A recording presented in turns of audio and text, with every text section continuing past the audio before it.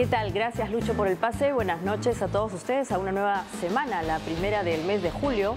Y obviamente va a ser interesante, estando cerca del 28 de julio, los temas políticos, la coyuntura se pone más interesante.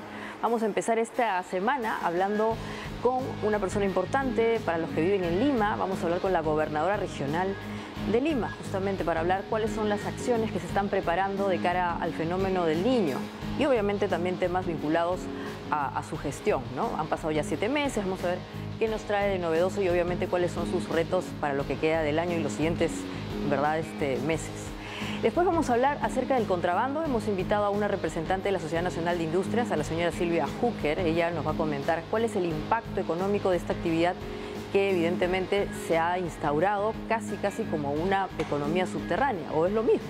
Vamos a conversar con ella al respecto y finalmente cerraremos con emprendedores tecnológicos mayores. El término startup estaba muy vinculado a los adolescentes, a la gente más joven, a los millennials, en fin. Hoy también está vinculada con personas mayores de 50 años o más.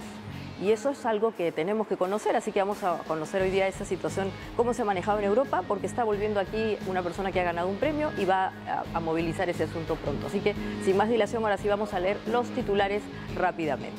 El primero, a modo de un tuit, tiene que ver con el hecho que finalmente el Congreso envió a la presidenta Dina Boluarte la ley que limitaría la colaboración eficaz. Aquí hemos hablado mucho sobre el tema, incluso han habido pronunciamientos en contra del fiscal general, pero finalmente ahora ya está en manos del Poder Ejecutivo y dependerá de ellos definir si se va o no a modificar esta propuesta que ya envió el Congreso. Vamos a ver qué sucede al respecto. El siguiente titular está también relacionado con temas de coyuntura. Vamos a verlo, ahí viene. Ya está, listo.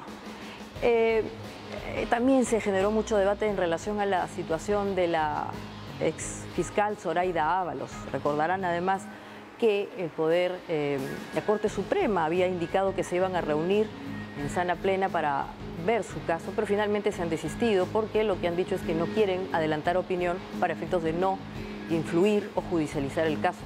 Bueno, evidentemente es una situación compleja, pero han decidido esto, así que seguramente quieren que el curso de esto siga de alguna manera un enfoque más, digamos, no tan influenciado por autoridades que obviamente también están involucradas. El siguiente titular, ahí está, tiene que ver con temas económicos. Hoy el ministro de Economía se ha indicado que ya son 15 meses de expansión consecutiva de lo que viene a ser la inversión pública. Esto es importante, pero solamente apuntaría a que hay que ver en dónde está yendo ese tipo de gasto, ¿no? Que se gaste, pero bien. Y finalmente, ahí va nuestra última noticia o evento a modo de un tuit. Ahí está. El Ministerio de Educación, a raíz de una situación curiosa, es que no curiosa, en verdad alarmante, maestros en ventanilla habrían falsificado documentos, va a empezar a ser más minucioso en este proceso. Por eso es importante la evaluación a los maestros, justamente, porque no solamente es las condiciones que presentan, sino también todo lo que está involucrado a ellos, incluyendo pues documentación. Y con esto les doy la bienvenida a Diálogo Abierto. Empezamos.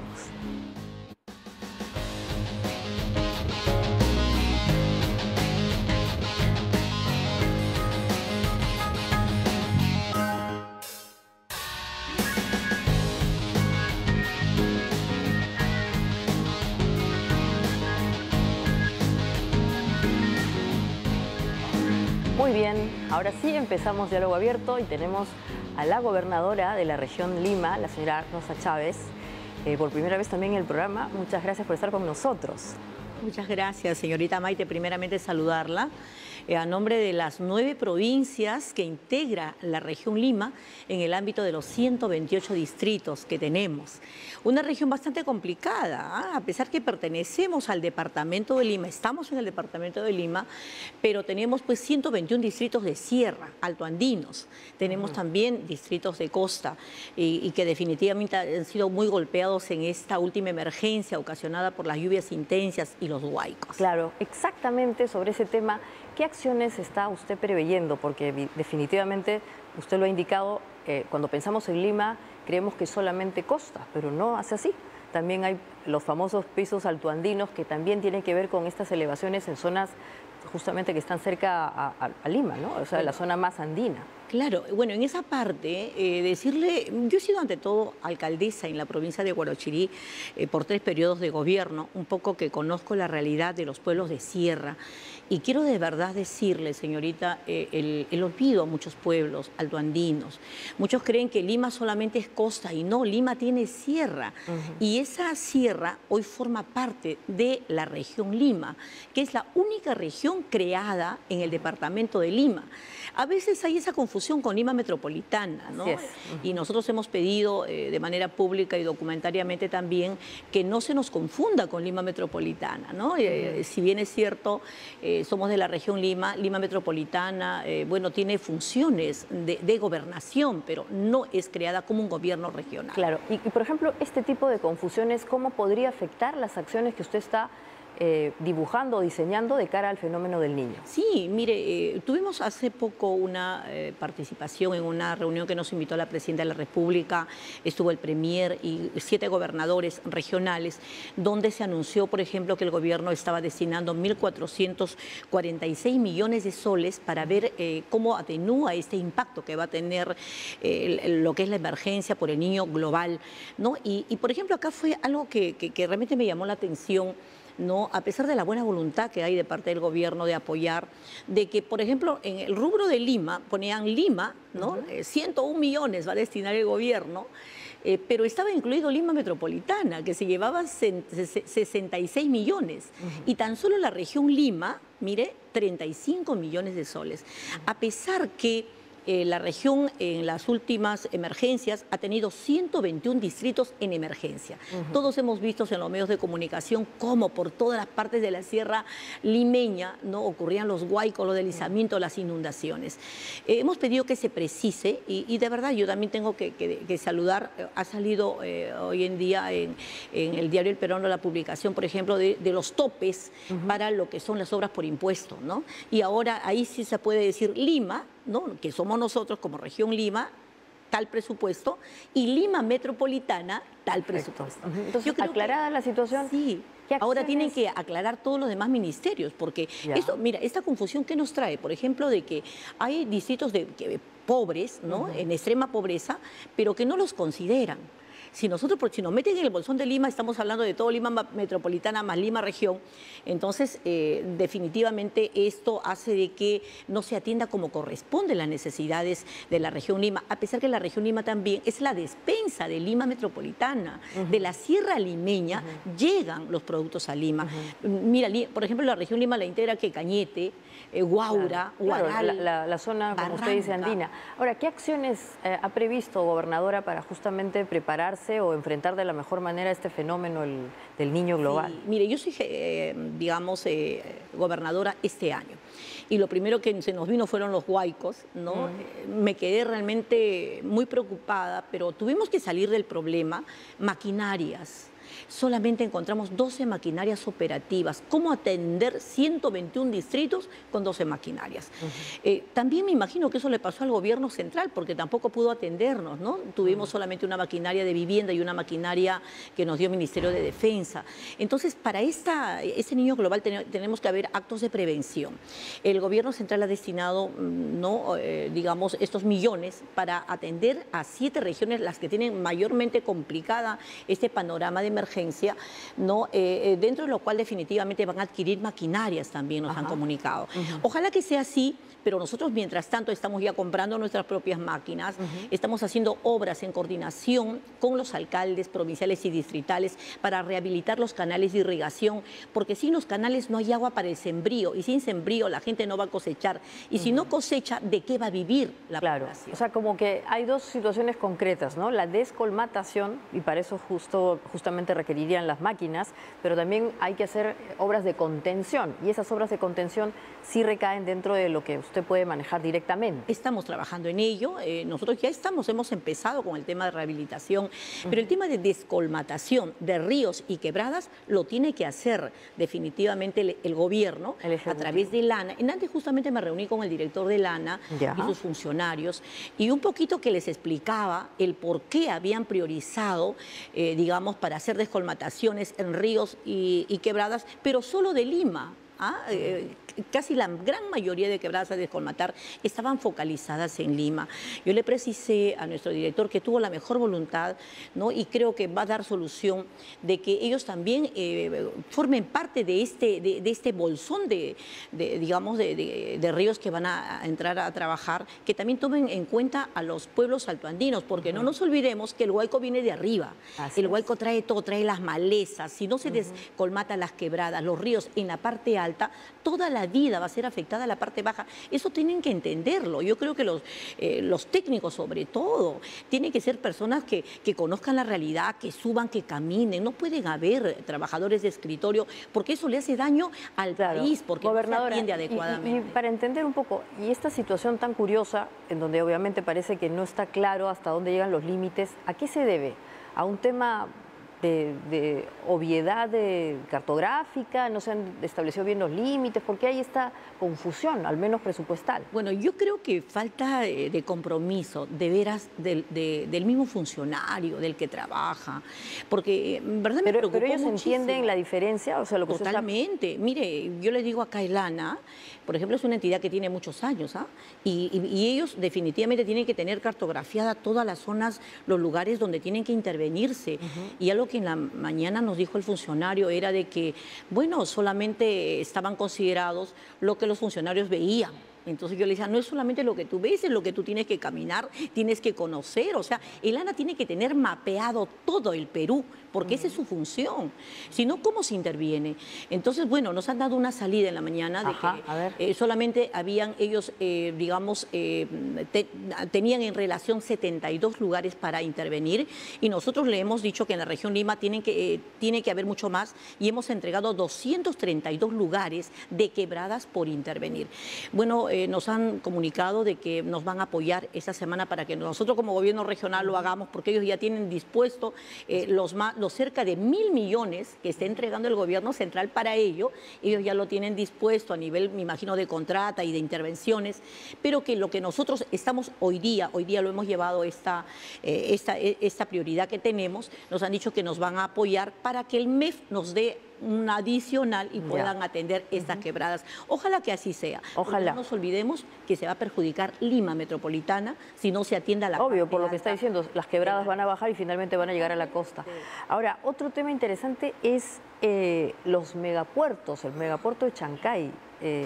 ¿Cuánto va a impactar en la región Lima la construcción de esta infraestructura? Señorita Maite, ese tema también nos tiene muy preocupada, porque creo yo, ¿no?, que no ha habido una planificación como corresponde.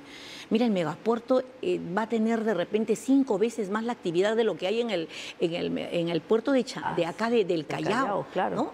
Pero es un megapuerto. Claro, es un megapuerto. Pero eso no lo beneficia. A mí me comunicaron no beneficia a la región, no va a generar más tráfico, va a ser más interesante. Yo creo que de repente puede haber más oportunidades de trabajo, va a impulsar más la economía, va a haber muchos turistas más que lleguen. Nos han comunicado que habrá como 1.000 vehículos trayendo y llevando carga pesada, pero yo me pregunto, ¿se ha coordinado el tema de vías alternas? ¿Están preparadas nuestras carreteras para atender todo este flujo de unidades?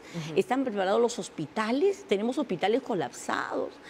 ¿Están preparados el tema de seguridad? ¿Cómo va a aumentar la inseguridad en la zona? Claro, pero igual, gobernadora, este es un megaproyecto que obviamente, como todos los proyectos, tienen etapas, ¿no? Se está desenvolviendo esto paulatinamente.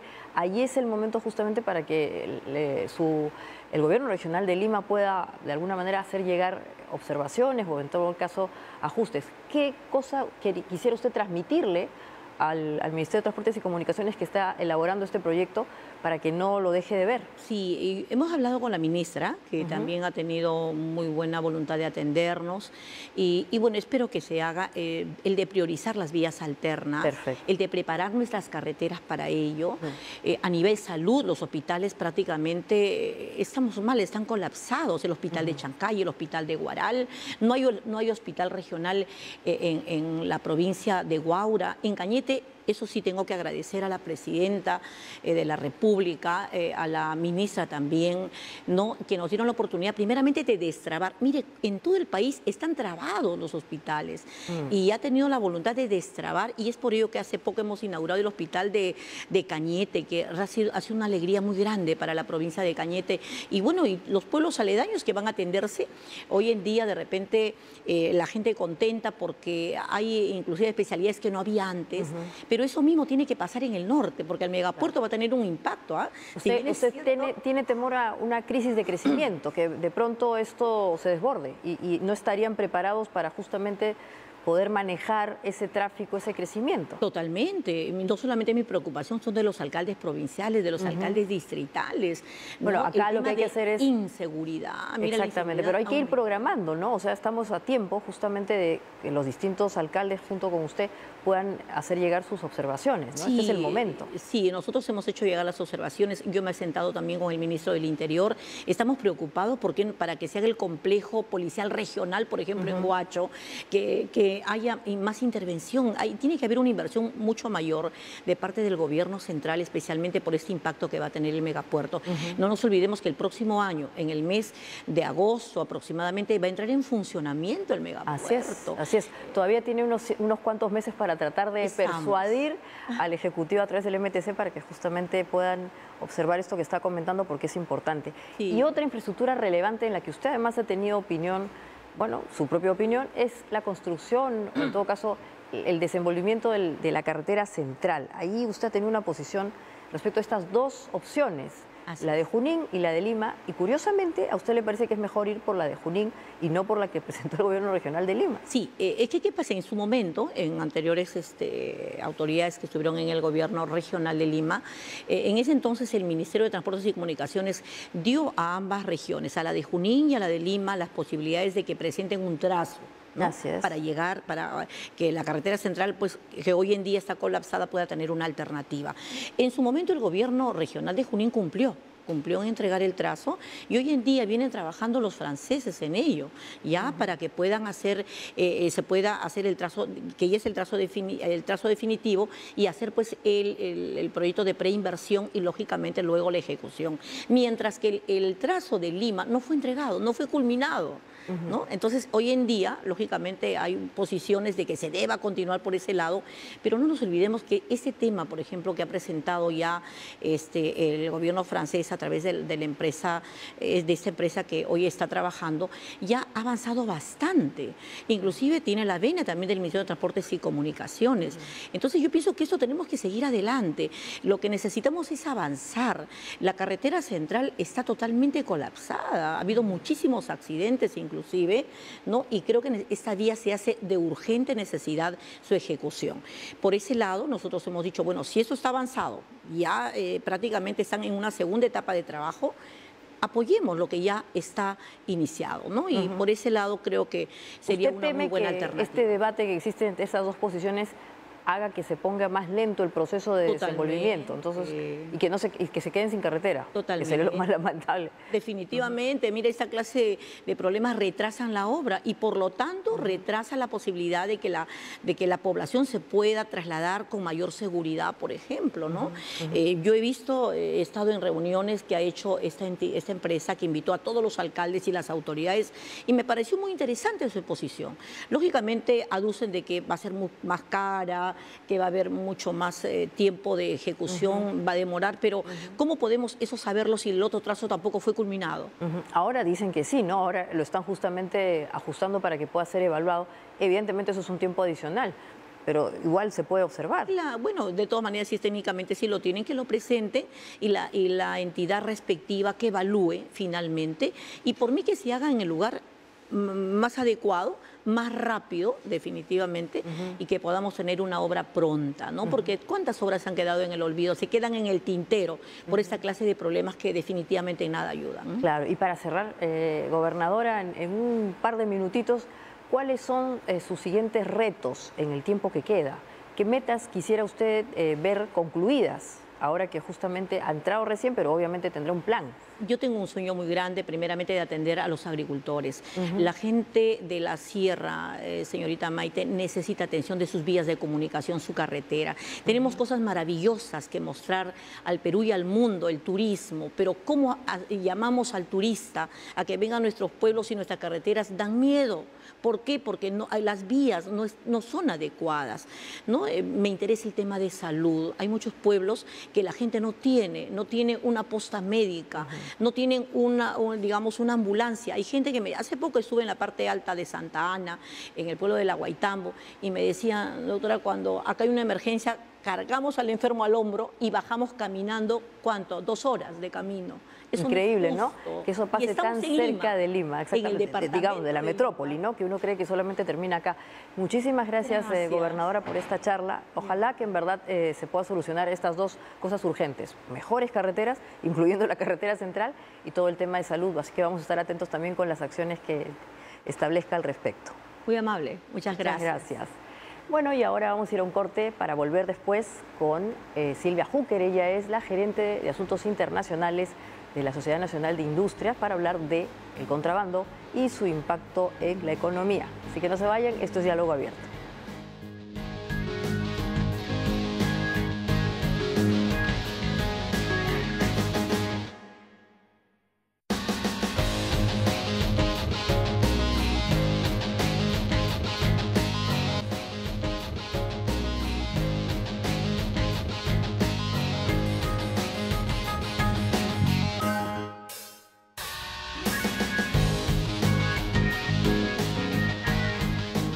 Muy bien, ahora vamos a hablar con Silvia Júquer. Ella es la gerente de Asuntos Internacionales de la Sociedad Nacional de Industrias y también secretaria técnica de la Comisión de Lucha contra las Economías Ilegales o el Comercio Ilícito. Buenas noches, bienvenida, Silvia. Buenas noches, Maite. Muchas gracias por la invitación. Comentemos un poco esto de las economías, o en todo caso, como le han llamado ustedes, el comercio ilícito. ¿A qué nos referimos con esto?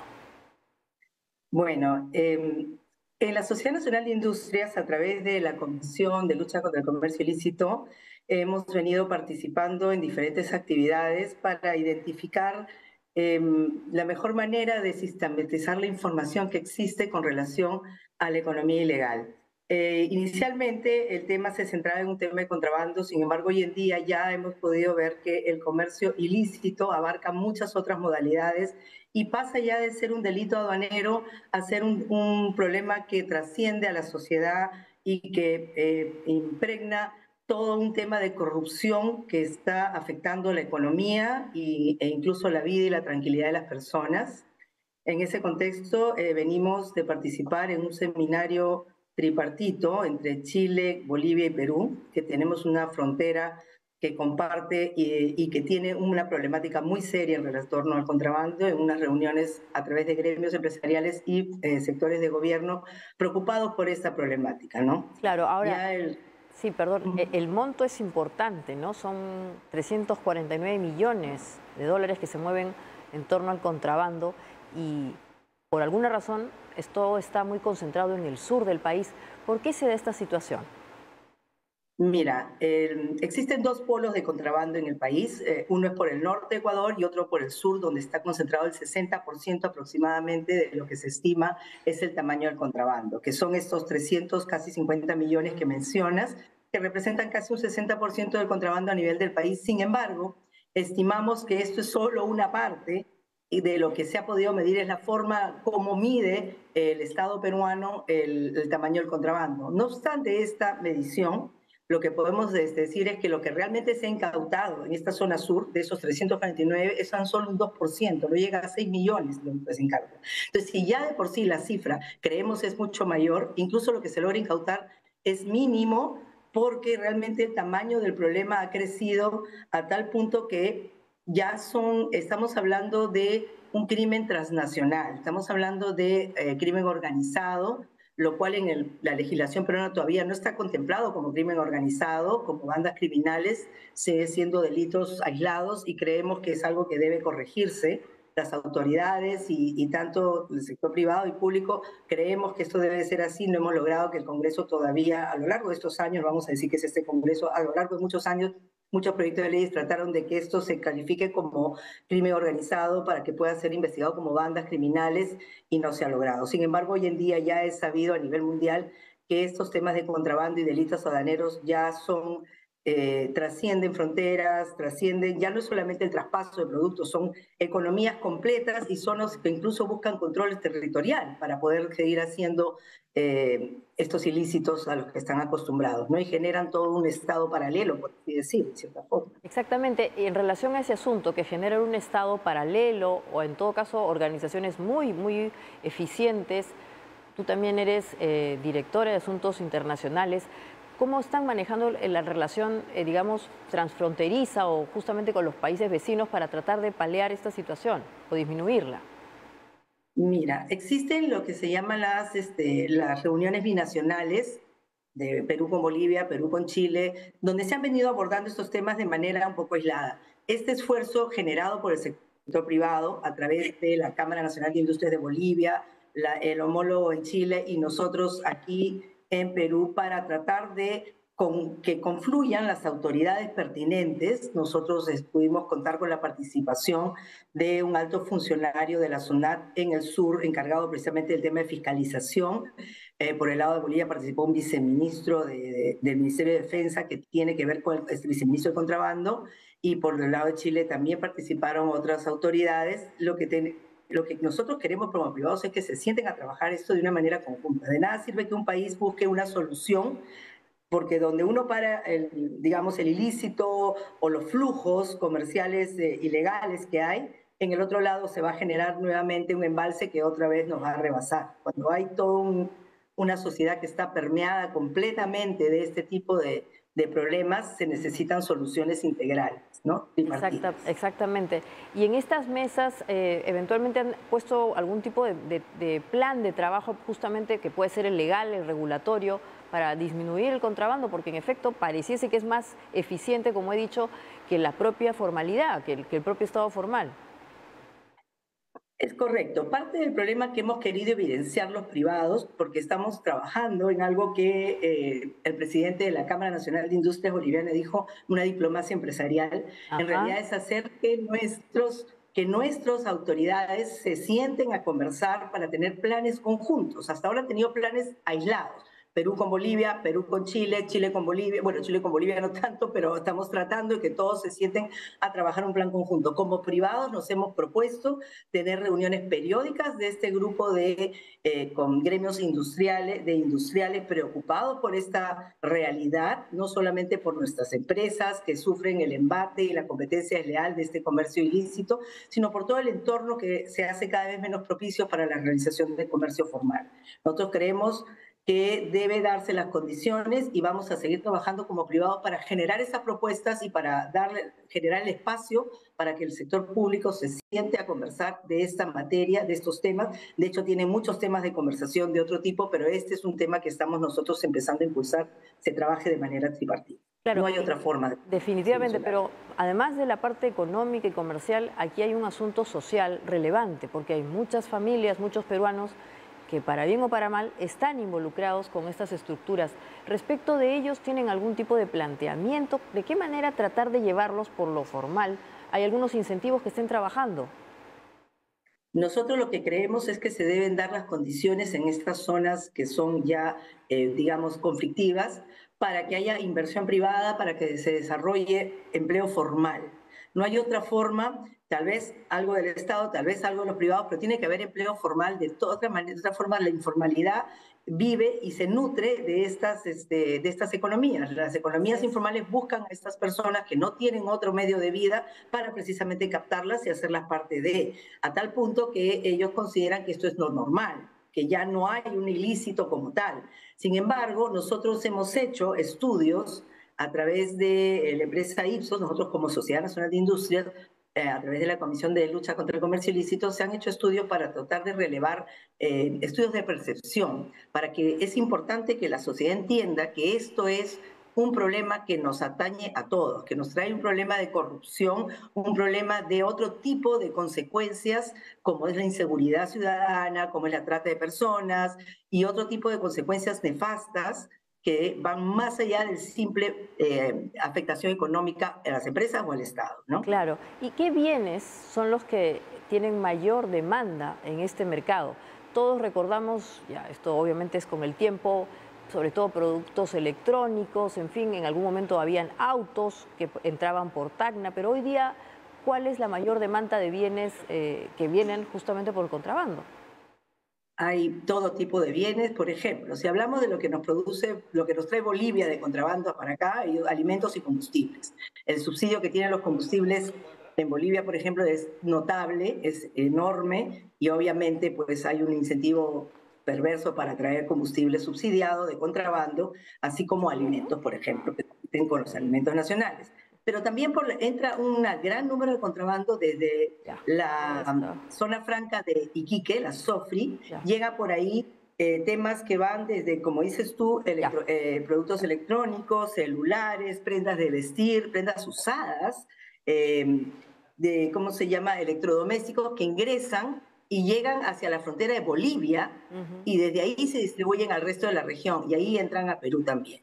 Entonces va a depender del tipo de ingresos si entran por Bolivia. Por ejemplo, de Paraguay viene todo un comercio ilícito de cigarrillos, que es Mira. como que la puerta de entrada, la puerta que abre los caminos del contrabando. Casi en todos lugares el cigarrillo es el primero que llega de contrabando. En el Perú, por ejemplo, es un país donde ya hemos alcanzado más del 50, casi 60% de los cigarrillos que se venden en el mercado son ilícitos, de procedencia ilícita, muchos de ellos adulterados y falsificados. Además Exactamente.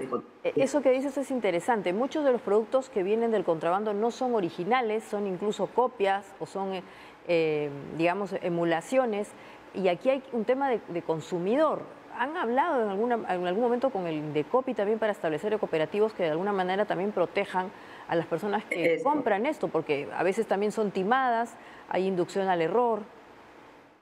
Es correcto, sí, Indecopi se trabaja con ellos permanentemente. Las empresas que representan a estas marcas evidentemente están permanentemente en esta batalla, pero es tan grande el problema que se genera, ya no es un tema de producción de falsificación interna, sino contrabando de productos falsificados. Ya es, o sea, doble daño. Y sí, se trabaja efectivamente. Hay otros casos muy importantes también. Por ejemplo, tenemos que en el Perú se prohibió lo que se llama el tecnopor, ¿verdad? Ajá, Y sí. sin embargo, hoy en día hay más tecnopor que nunca en las zonas que no son obviamente las zonas de Lima, sino ya en las periferias y en otras regiones. ¿Por qué? Porque ahora entra de contrabando. El contrabando entra, se hace tecnopor ilegal porque está prohibido el uso, porque es un producto que no se degrada, pero también se hace tecnopor ilegal, productos de tecnopor ilegal que salen a Bolivia y regresan de nuevo a Perú como un contrabando inverso, o también entran de Ecuador. Entonces, ya esos son productos de contrabando que están prohibidos además. Entonces, hacen un doble daño porque no se pueden producir en el país porque ya se asumió, la industria asumió que eso hace daño y sin embargo sí ingresan de manera de contrabando. Entonces, hay mucho tipo de contrabando que afecta en muchas formas distintas a las empresas, al Estado Claro, y por toda la... y a la propiedad intelectual, ¿no? La propiedad intelectual de los empresarios que son honestos o las empresas que son más formales. Ahora, las rutas, tú nos has comentado que están divididas en los dos extremos, al norte y al sur, pero el mayor número está entre Tacna y Puno, ¿no es cierto? Ahí se mueve un porcentaje relevante. Sí, es verdad. Nosotros ahí las rutas más conocidas del sur de Bolivia son las que van por Bolivia, Desaguadero. Hay un paso que se llama Mazocruz y llega hasta Moquegua. Bolivia, Desaguadero, Mazocruz, Capazo, Tarata y Tacna. Bolivia, Desaguadero, Julipuno. Bolivia, Yunguyo, Julipuno. Son rutas que ya son conocidas y que ya no existen como antes, que eran los grandes convoys que se llamaban. Ahora existen otras modalidades, ¿no? Así, por ejemplo. Desde lo que le llaman la caleta, que es cuando un carro está camuflado, la hormiga, que son las personas que van trayendo de a poco pequeñas cantidades, ¿no? Los chacales, que le llaman, que son las encomiendas que van en los buses, en los camiones, y lo último, la ballena, que es las cisternas que no traen ni aceite, ni diésel, ni nada, sino traen contrabando dentro de la cisterna. Qué bárbaro. En realidad, y todo esto va a terminar en todo el territorio nacional, ¿no? Ahora, en la zona del oriente del Perú, ¿Hay alguna ruta que se esté empezando a considerar? Nosotros no estamos mapeando aún eso, no lo hemos podido escuchar. Nosotros sabemos que el grueso del contrabando entra por el norte o por el sur, y hasta ahora el oriente, por la dificultad que hay a nivel de las vías de acceso, es como una barrera natural, ¿no? Si hay, como el comercio transfronterizo en una zona fronteriza propiamente dicha no se considera pues contrabando en sí mismo si es para el propio consumo local, pero que haya trascendido ya hacia el interior del país, no hemos escuchado. Perfecto. Y para ya ir cerrando, en todo caso, para darnos cuenta de esta situación, ¿hay un cálculo de cuánto es la afectación económica que tiene el contrabando respecto de las economías formales o de determinados bienes o empresas? ¿Tienen un número? Nosotros no tenemos el número ahora, pero estamos trabajando para ello. Asimismo, sabemos que el INEI, después de muchísimos años, ha contratado una consultoría hace más de un año que la vienen trabajando con expertos a nivel nacional e internacional y que van a hacer esta dimensión. Sabemos que ellos quieren tener la real dimensión de lo que está viendo conforme al consumo que hay en el mercado, con una data mucho más amplia que la que se ha venido trabajando, que es la que nos da estos 600 millones y pico casi que a nivel de contrabando a nivel nacional, ¿no? Exactamente, exactamente. Bueno, entonces tendremos prontamente algún estudio de la Sociedad Nacional de Industrias para tener más claro el impacto, porque claro, todos sentimos que esto está mal porque se están obviamente defraudando a empresas y comerciantes formales. Además hay un daño potencial al consumidor que obviamente compra productos que no están garantizados, imagínense, ¿no? A veces lo barato sale caro, literalmente. Pero todavía no tenemos un número exacto para más o menos dimensionar esto, ni siquiera una aproximación. No. Ha sido muchos años que se ha buscado tener esta data, pero como es una data precisamente subterránea, es como la data de los celulares y todo, o sea, todos son estimaciones, no existe una data real, pero sabemos que el INEI, el Instituto Nacional de Estadística e Informática, sí está haciendo un estudio serio, macroeconómico, econométrico, para poder determinar una real dimensión, porque todos saben, incluso hasta el Ministerio de Economía, que la data que maneja el Ministerio de Economía no es necesariamente la real dimensión de este problema que ya nos rebasó a todos. Justamente, entonces estos 349 millones de dólares no es exactamente el número, podría ser mayor a lo que tenemos reportado. 349 es el 60% de la estimación del contrabando a nivel nacional, el 60% que entra por el sur nada más. En total son más de 600 millones, la estimación oficial del Ministerio de Economía. Pero aún con todo, se estima que eso todavía se queda corto con relación a lo que en realidad existe como contrabando en el país.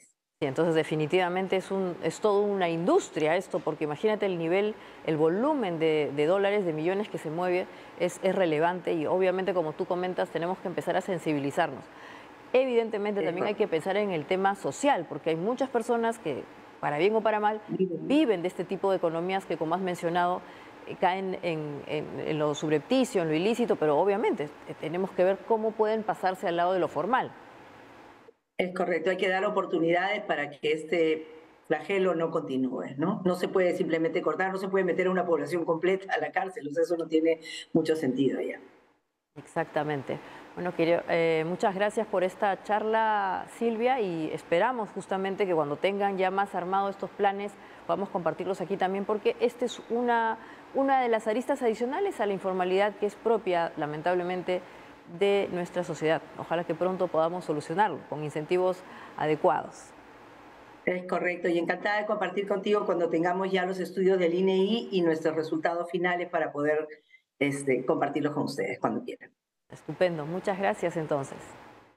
Ok, adiós. Perfecto, bueno, este es un problema muy serio, en verdad. Uno tiene la idea de que el contrabando es menudencias, cosas chiquitas, pero imagínense, probablemente de 600 millones de dólares es un número relevante. Hay que ver de qué manera además las personas que están involucradas con este tipo de movimiento económico puedan también formalizarse, porque hay un impacto social evidentemente.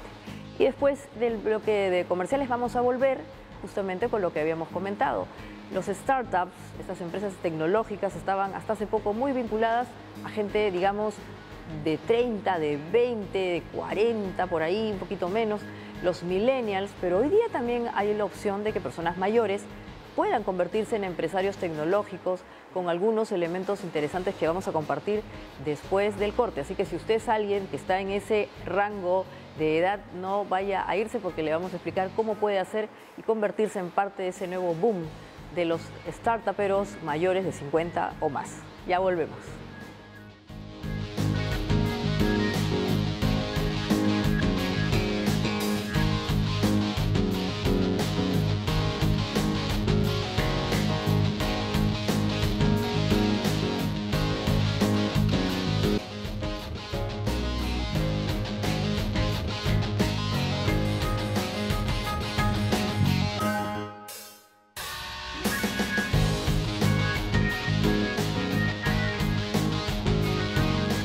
Muy bien, vamos a hablar entonces ahora con Ana Cabezas. Ella es ganadora de un premio que se llama Más 50 Emprende, que tuvo su origen en España y que, como les había comentado, tiene que ver con el incentivo al emprendimiento en personas mayores de 50 años. Pueden ser tecnológicos, entonces se convierten en startuperos, pero también pueden ser otro tipo de emprendimientos como servicios y eventualmente también manufactura, etcétera. Vamos a hablar al respecto con ella. Buenas noches, muchas gracias por estar con nosotros, Ana. Buenas noches y gracias por invitarme. Exactamente, este premio, ¿en qué consiste? ¿Cuáles eran las bases? ¿Por qué se da un premio Más 50 Emprende en España?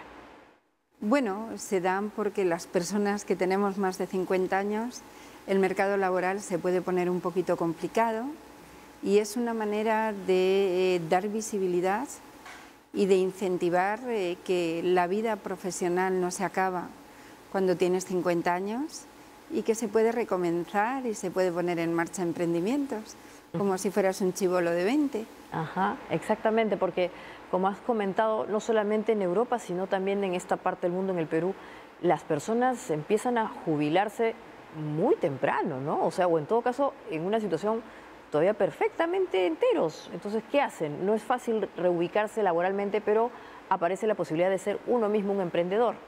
Claro, no es solo jubilarte, porque si fuera voluntario, claro. Yo creo que cuando tienes más de 50 años, incluso 45, si por alguna razón el mercado laboral te expulsa, pues es complicado volver a encontrar un trabajo. Creo que los premios son una excusa para dar visibilidad a este problema, que es común a un lado del mundo y al otro lado del mundo, de profesionales y de personas que estamos, yo creo que en el mejor momento de nuestra vida. Seguro. Somos cuando somos profesionales más sólidos, que tenemos más experiencia y más conocimiento y por alguna razón que no sabemos, pues el mercado laboral te deja de considerar. Y ahí está el crearte tu propia oportunidad, emprender y demostrar que tú sí que vales. Claro que sí. Y todo este movimiento de personas ha dado lugar a algo que se denomina la economía plateada, que quiere decir que hay un bolsón de nueva PEA, de nueva población económicamente activa, autoempleada, ¿no es cierto? Bueno, sí, la economía plateada apoya en muchos ámbitos, tanto en el ámbito de la formación. Es cierto que igual los mayores de 50 años pues les falta ciertas competencias, como pueden ser las competencias digitales. Ahí la Universidad del Pacífico, con fondos del BID, está ayudando a la formación de estos mayores de 50 años, a la obtención del empleo y, por supuesto, también al emprendimiento, como una manera preciosísima de salir adelante y de poner en valor todo ese conocimiento que has adquirido a lo largo de toda una vida profesional. Y es igual de difícil emprender cuando uno tiene, como has dicho, más de 50 o 20, porque igual el emprendimiento siempre es duro, pero característicamente el emprendedor es alguien que le gusta el riesgo, que de alguna manera también ama el peligro y obviamente también existen algunos sacrificios porque no tienes mucha continuidad, todo depende de ti. ¿A la edad madura es la misma situación o hay otros elementos que de alguna manera te amortiguan ese riesgo? Yo creo que te amortigua la sensatez y te amortigua el conocimiento. Creo que ya después de llevar una vida profesional de 20 o de 30 años, no hay situación profesional que no hayas vivido de alguna o de otra manera. La experiencia manda. Claro, tienes una experiencia, tienes un bagaje de haber vivido muchísimas cosas y creo que también tienes mucha más sensatez. De hecho, hay muchos fondos que ya prefieren emprendimientos de personas mayores porque la tasa de fracaso de los emprendimientos de los adultos, de la gente de más de 50 años o de más de 40, es mucho más chiquita que el fracaso en los emprendimientos de la gente joven. Y es lógico, porque ni tienen conocimiento del sector, ni tienen conocimiento en gestión, con lo cual yo creo que son emprendimientos menos duros que de gente joven. Claro, y además hay ejemplos emblemáticos de personas grandes que empiezan negocios y les va muy bien, ¿no es cierto? Y obviamente con la solidez que tú comentas. Ahora, tú misma pasaste por este viaje y finalmente fuiste premiada. ¿Cómo fue la experiencia allá en España, que ojalá también se pueda dar aquí en el Perú? Ahora nos comentarás un poco eso. La experiencia fue preciosa. Yo tuve una vida profesional de 25 años como directora financiera y gerente general de empresas, y llegó un momento que hubo que cambiar la trayectoria, y además creo que lo hice en el peor de los escenarios, en el sentido que lo hice en un país extranjero, siendo mujer, siendo no tecnológica y siendo ya mayor. Pero afortunadamente elegí bien el país, porque el país fue Perú, al que le estoy inmensamente agradecida. Después de 10 años de llegar aquí me he nacionalizado peruana y bueno, pues es un poco... Eres una emprendedora nata ahora. Sí. Este es un país de emprendedores, total. Claro, yo digo que se me ha pegado en la piel. Yo no era emprendedora y por mi cabeza no hubiera pasado ser emprendedora. A mí se me pegó en la piel el espíritu emprendedor cuando llegué a Perú, que es uno de los países más emprendedores del mundo. Así es. O sea que también de eso estoy agradecida a Perú. Y entonces este premio 50 más Emprende se va a replicar en el Perú, ¿no es cierto? Y seguramente la idea es que, como has mencionado, personas que tengan el interés o en todo caso que se emocionen por el emprendimiento puedan aprender, porque no necesariamente una persona mayor sabe de negocios, ¿no? O sea, uno puede tener mucha experiencia, pero cómo empezar un negocio debe tener pues justamente una lógica. Hombre, primero yo creo que los negocios se tienen que hacer con sentido, de crear algo diferente en el mundo, resolver problemas que no estén resueltos, con lo cual hay que ir con unos ojos muy grandes y unas orejas muy grandes para saber en qué rubro emprender. También pensar algo que alguien esté dispuesto a pagar por ello, porque los negocios igual es porque soy financiera, pero tienen que ser rentables. Para poder tener subsistencia, si no morirían, ¿no? Y una vez que ya tienes esa idea de negocio, que no tiene por qué ser tecnología, o sea, pueden ser servicios, siempre y cuando te diferencias un poco de lo que hay, pues para adelante, ¿sabes? Y se hicieron en España con una participación de más de 500 proyectos. Y bueno, pues vimos la posibilidad de traerlos a Perú, país al que amo y país que es muy emprendedor, y dije, pues claro que sí, vamos para adelante. Y actualmente el premio ya se ha abierto, están en proceso de reclutamiento, captura, el scouting que le dicen. Claro, se presentó el lunes con la Universidad del Pacífico, que es uno de los sponsors, también está Caja Huancayo, The Board, que es un fondo que están auspiciando los premios. Los premios consisten en varias cosas, no solo el dinero. Para mí la labor social de los premios es la visibilidad de la problemática de las personas de más de 50 años que quieren rehacer su vida profesional. Aparte de los premios económicos, que como decimos en España, nunca amarga un dulce, ¿no? Están muy bien, pero también incluye becas para hacer formación en emprendimiento en economía plateada de la Universidad del Pacífico. Luego también tiene mentores y bueno, y tiene visibilidad. Quién sabe si a un fondo le encanta tu proyecto, que ya hay fondos específicos también. ¿Dedicados a la economía plateada? Sí. Así, mira, claro, es tan específico el tema. Pero porque saben que son emprendimientos que salen mejor y van a tener una tasa de éxito más alta. Con lo cual los premios es visibilidad. Yo, al ser ganadora de España con mi empresa Soy Calidad, pues he tenido muchas entrevistas en España y todo eso es muy bueno. Aportación económica, mentorías y la formación. Y la manera de presentarse es requete fácil. Yo he ganado otros premios en España y había que presentar un proyecto inmenso, un plan de negocios de muchas páginas. Aquí no, porque en el emprendimiento una de las cosas más importantes es la persona.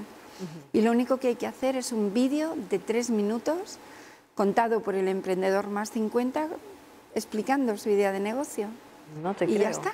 Así de fácil. Así de fácil. O sea, al estilo del famoso elevator pitch, o sea, el pitch este que se hace en el elevador para ver si tu negocio tiene o no viabilidad.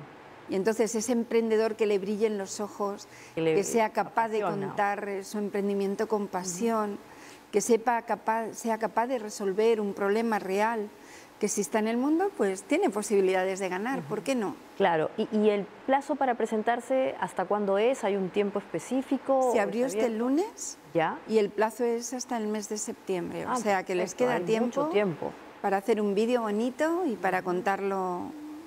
Y tenemos que superar los 500 proyectos que se presentaron en España. Fantástico. Además, los videos incluso los pueden encontrar en YouTube, porque este premio además se origina en una película, ¿no es cierto?, en España, una película muy simpática que tiene que ver con personas mayores que ya entraron a esta etapa pues de que se convierten en abuelos, vamos a decir las cosas como son, ¿no? Ya los hijos ya son grandes, se casan, tienen hijos y literalmente se los encajan a los nietecitos y ellos no quieren ser abuelos porque obviamente la vida del mundo ha cambiado, ¿no es cierto? Como digo, hoy día las personas están muy bien, la longevidad pues es carta de cada día. Y para ver justamente esos videos creo que podemos compartir uno, eso les puede dar algunas ideas de lo que implica justamente ser un emprendedor. Sí, la película se estrenó en España. Tenemos un videito para ir viéndolo ahí. Se estrenó en España en sala hace 4 años. Ajá. Fue un éxito, se exhibió en cines y el director de la película... Ahí estamos viendo. Este es el video de la Universidad del Pacífico, ¿no? Sí. Que promueve un poco el emprendimiento para la convocatoria. Y se dieron cuenta que estaba generando mucho movimiento la película y dijeron, no nos vamos a quedar en esto.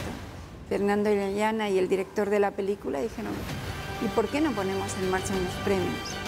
Y este año ha sido la 4ª edición. Se han presentado en total más de 2000 proyectos en toda esta trayectoria. Están ya en Chile y Perú también se lo merecía. Así es. Me encanta. Jóvenes mayores de 50 años. Así es. Sí es. Porque la juventud tiene que ver con una actitud, ¿no es cierto? Claro. Y seguramente hay muchos de esos en el Perú. Muchísimas gracias por este diálogo y obviamente espero que haya muchos peruanos justamente vinculados con este emprendimiento. Claro que sí, les va a ayudar, o sea que adelante, que en Perú hay mucho emprendimiento. Gracias, Ana. Gracias a ti. Y ustedes no se vayan, que venimos con el final del programa.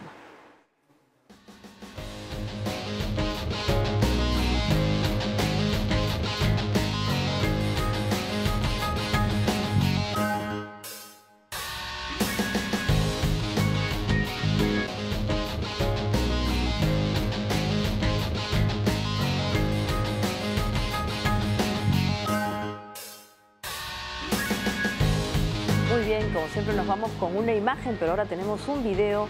Han encontrado una ciudad debajo del mar, se llama Bahía Ai, y esta estaba vinculada con la época romana. Por allí, ustedes recordarán, había un volcán, el Vesubio, y ese volcán explotó y técnicamente se llevó a una ciudad completa. Parte de esa ciudad ha sido encontrada hoy día, es interesantísimo esto porque está intacta. Lo que han encontrado es justamente alguna de esas ciudades donde se reunían los patricios romanos a veranear. Y bueno, gracias al magma de ese volcán se ha conservado. Y obviamente hoy día los arqueólogos la han descubierto. Es interesantísimo lo que vamos a ver después allí. Así que bueno, con esto nos vamos. Como siempre, compartan este contenido en sus redes sociales y si les gusta, un like. Nos vemos mañana.